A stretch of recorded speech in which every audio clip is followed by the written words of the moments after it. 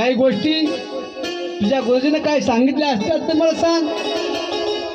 आणि भक्त तुला सांगलं बाबा मी काय शिकलो सांगतो ऐका. हरी प्रल्हाद वाच श्रवणं कीर्तनं विष्णो स्मरणं पादसेवनम् अर्चनं वन्दनं दास्यं सख्यात्मनिवेदम्.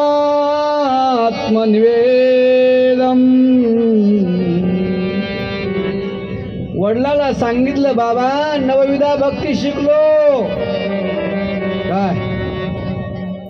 आणि मग या भक्तीचे प्रकार 9 सांगितले. भगवंताच्या गुणाचं श्रवण, त्या भगवंताच्या गुणाचं कीर्तन, त्याचं स्मरण, त्याच्या चरणाची सेवा, त्याची पूजा, त्याला वंदन, दास्य, सख्य आणि आत्मनिवेदन या भगवंताच्या नवविधा मी भक्ती शिकलो. आणि त्यालाच उत्तम अध्याय समजतो. प्रल्हादाचं बोलणं ऐकल्याबरोबर हिरण्यकश्यप या ठिकाणी ओठ थर कापू लागले. अरे नीच ब्राह्मणा, ही दुर्बुद्धी तुला दिली कोणी? तू माझी पर्वा न करता त्या मुलाला असं का निरुपयोगी शिक्षण दिलंस? त्या गुरुजीनं सांगितलं राजे महाराज अहो मी काही शिकवलं नाही. तुमच्याच मुलानं सर्व विद्यार्थी बिघडवले. शाळेत आल्याबरोबर त्याला म्हणतात अरे मुलांनो या खेळ खेळू आपण. आणि खेळत खेळत खेळत या ठिकाणी मनुष्याचं आयुष्य 100 वर्षाचं आहे. ज्यांना आपल्या इंद्रियाचं वश केलं नाही त्याचं आज आयुष्य व्यर्थ निघून गेलं. कारण सांगून गेलो रात्री तो या ठिकाणी गाढ अज्ञानग्रस्त झोपलेला असतो. बालपणामध्ये त्याला ज्ञान नसतं. कुमार अवस्थेमध्ये तो खेळण्यामध्ये जातो. असं पाहता पाहता त्याचं आयुष्य 30 वर्ष निघून जातं. 20 वर्षात काय करण्याच्या अंगात शक्ती उरत नाही. काय करेन 20 वर्षामध्ये? कधी पूर्ण न होणाऱ्या मोठमोठ्या इच्छा, जबरदस्त मोह यामध्ये दाराची आसक्ती असलेला बेसावध असतो.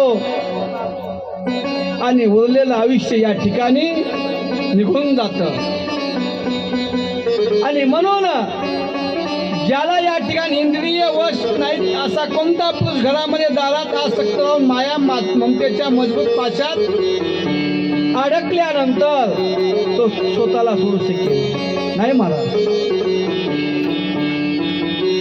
आणि मग एवढं बोलू लागतो महाराज.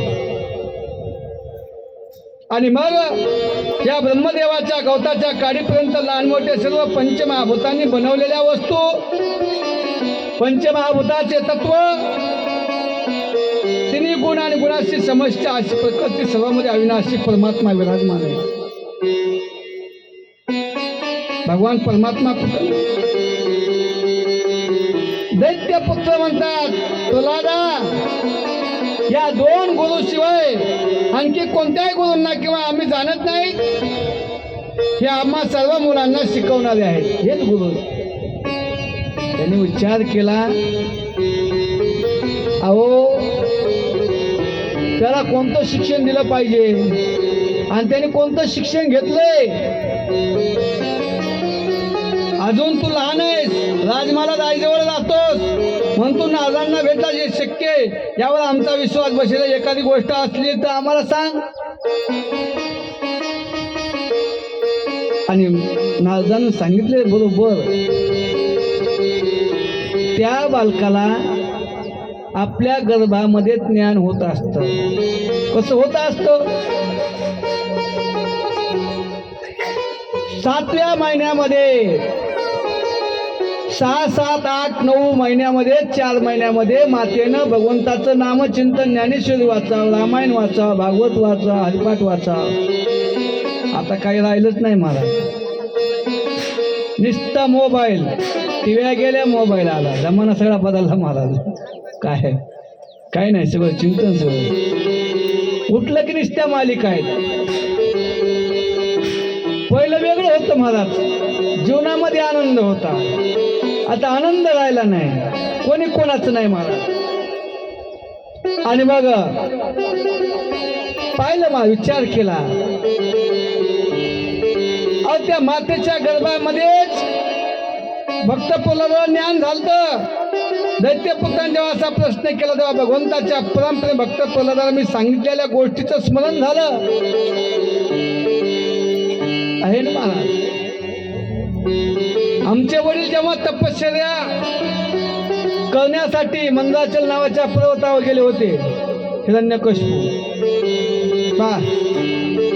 तेव्हा इंद्रादिक देवानी दानवाला युद्ध करण्याची मोठी तयारी केली. भक्त प्रल्हाद सांगू लागतो महाराज, मला ज्ञान कसं झालं ऐका. जशा मुंग्या सापाला खातात त्याचप्रमाणे त्रास देणाऱ्या पापी हिरण्यकशिपूला त्याच्या पापानं खाऊन टाकलं. देवानं मोठ्या प्रमाणावर तयारी केली.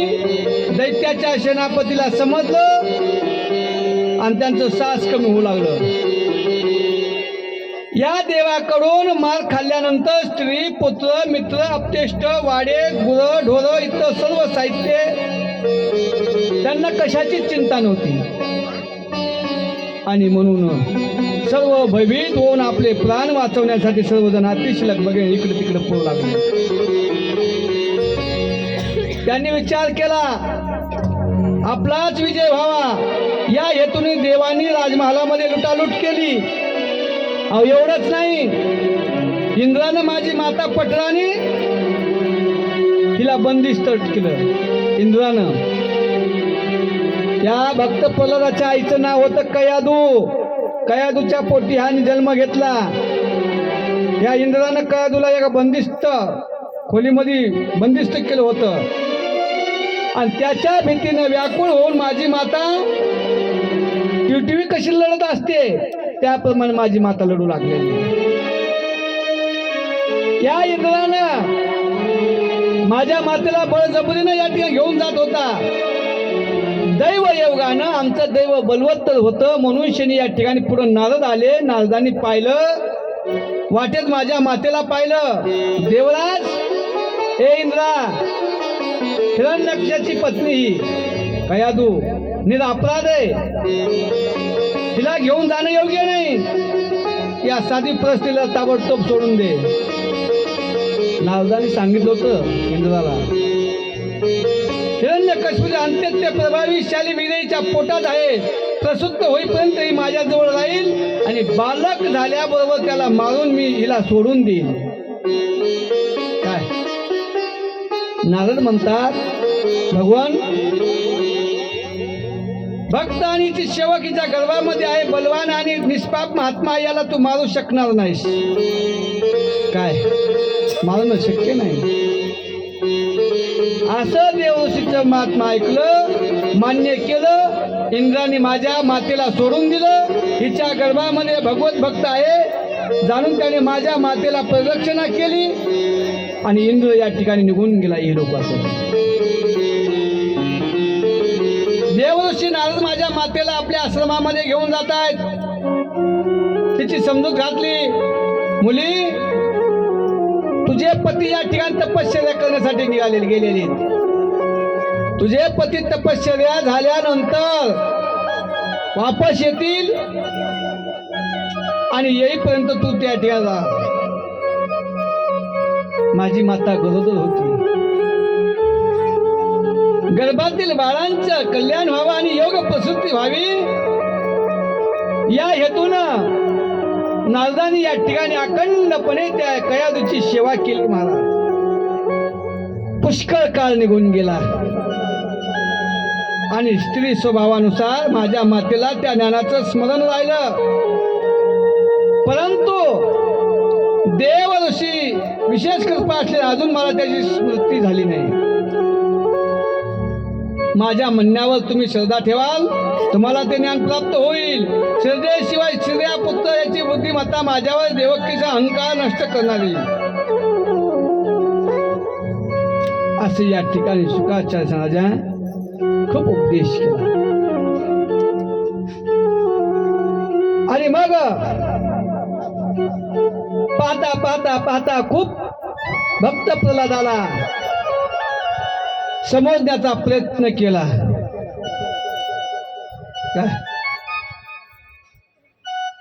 आणि कितीही प्रयत्न केला, आता प्रयत्न करून या ठिकाणी ऐकत नाही. साम दाम भेद आणि दंडाचा वापर केला या ठिकाणी. महाराज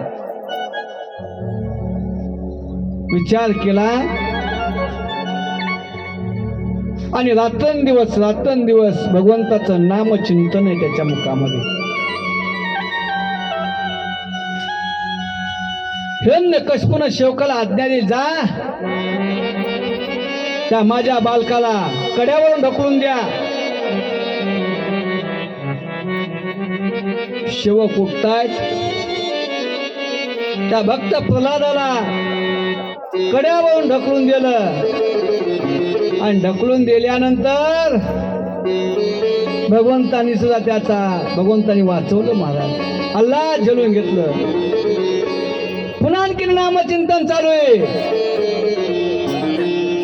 नारायण नारायण. हिरण्यकश्यपूने पाहिलं, अरे तू वाचलास बाबा. हो, कोणी वाचवलं? त्या नारायणानं वाचवलं. हिरण्यकश्यपूने सांगितलं शेवकाला, ह्याला एका अंधाऱ्या खोलीमध्ये डांबून ठेवा. त्या अंधाऱ्या खोलीमध्ये हिंसक प्राणी सोडा, साप, विंचू, किडे. शेवकानं सोडून दिलं महाराज. आणि मग 8 दिवस महाराज अन्न नाही, पाणी नाही, तरी या ठिकाणी वाचला. प्रल्हाद तुला कोणी वाचवलं? त्या नारायणानं. खायला प्यायला नारायण देतोय. असा राग येत होता महाराज. राग येते वेळेस विचार केला आणि शेवकाला सांगितलं, शेवकांनो एका तेलाच्या कढईमध्ये टाका. प्रल्हादाला तेलाच्या कढईमध्ये सोडलं, अग्नी प्रज्वलित केला आणि तेल तापल्यानंतर त्या कढईमध्ये भक्त प्रल्हादाला सोडलं.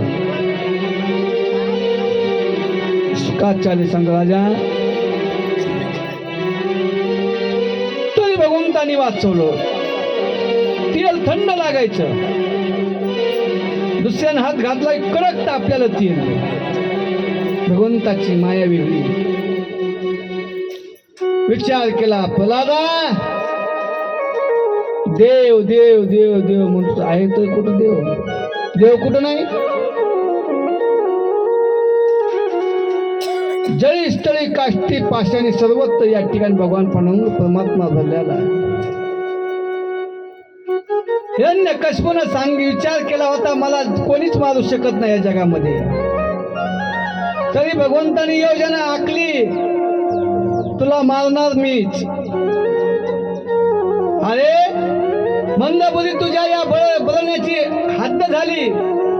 कारण जो मरणाच्या दारात असतो तो तर अशा तऱ्हेने बडबड बडबड करतो. जे नाही ते बोलू लागलेला आहे. अरे अभाग्या, माझ्या खेळ जो कोणी अन्य जगाचा स्वामी आहे, तू सांगितलंस तो साक्षीदार आहे. कुठे या कुठे देव तुझा? आणि वेळ जवळ आली महाराज. वेळ जवळ आली आणि पाहिलं, देव देव देव देव म्हणतोस. कुठे देव आहे बाबा? देव तुमच्यात आहे, देव माझ्यात आहे.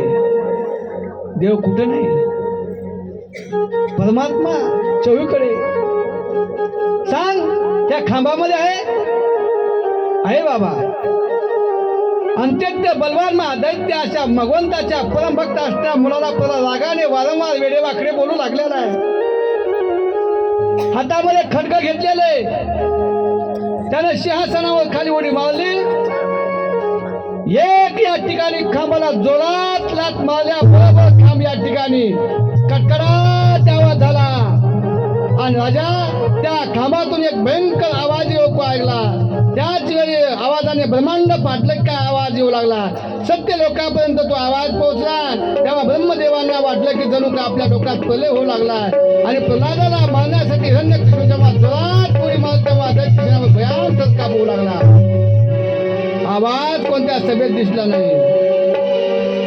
आणि मग असं रोप प्रगट झाल्या बरोबर नरसिंह भगवान पुढे.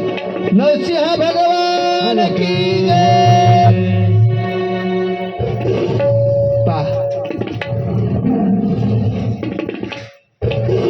ज्या वेळेस असा आवाज काढायला सुरुवात केली त्याच वेळी खांबातून अद्भुत प्राण्यांना विचार केला. हा ना, हा पशु नाही, हा पक्षी नाही, नरसिंह रूपातील अलौकिक प्राणी असा विचार केला होता. त्याच्या आधी समोर नरसिंह भगवान उभे राहिले. त्यांचं रूप अतिशय भयानक होतं. तापलेल्या सोन्याप्रमाणे डोळे धमक भयानक असे डोळे होते. आणि जांभळी दिल्याबरोबर आयाळ इकडं तिकडं फडकत होते. दाढा अतिशय विकळ होत्या. 11 विकराळ दाढ्या होत्या. आणि मग त्याच वेळी या ठिकाणी हिरण्यकशिपूला या ठिकाणी भगवान नरसिंह भगवंताने आपल्या मांडीवर घेतलं. आठवा, ब्रह्मदेवाला वर मागितलेला.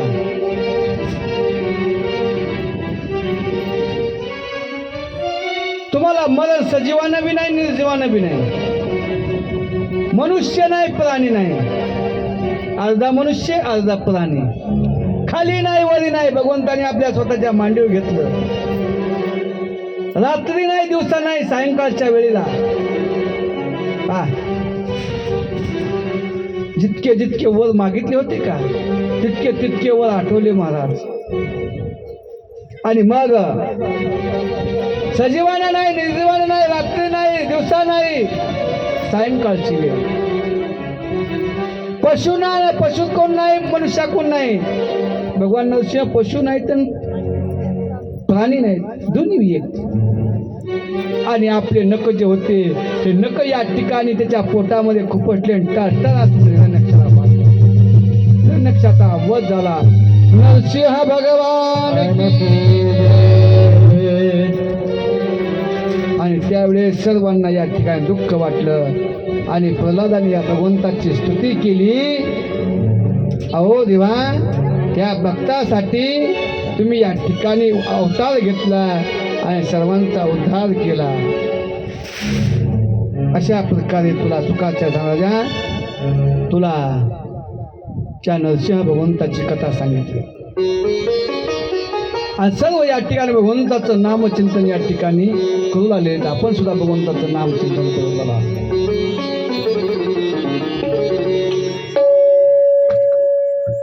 श्री कृष्ण गोविंद हरे मुरारी हे नाथ नारायण वासुदेव.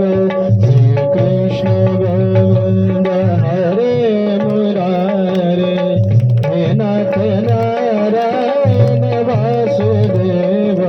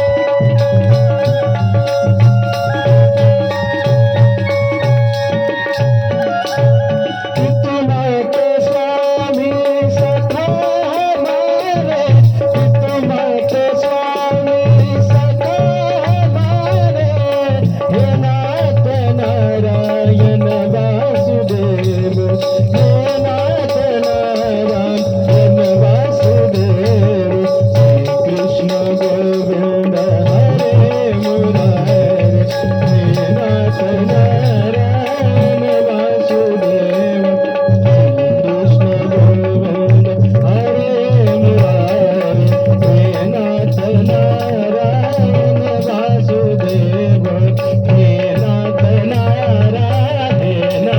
नारायण वासुदेव गोपाल कृष्ण भगवान की जय मोरेश्वर